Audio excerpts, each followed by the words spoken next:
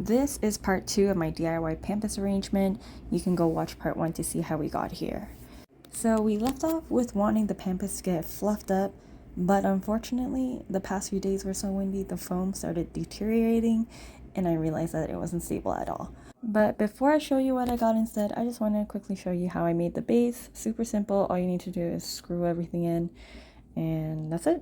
Now back to the foam replacement. I went to Michael's to pick up this half circle foam that I also use for my disco mushrooms, and it honestly worked so much better. The white blends in nicely and the foam is way more forgiving.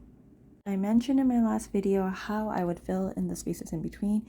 It's these faux roses. I bought them from AliExpress and honestly they're so good. They're very realistic looking, price point is excellent, and I'll link all of the dried flowers that I bought from AliExpress on my link tree.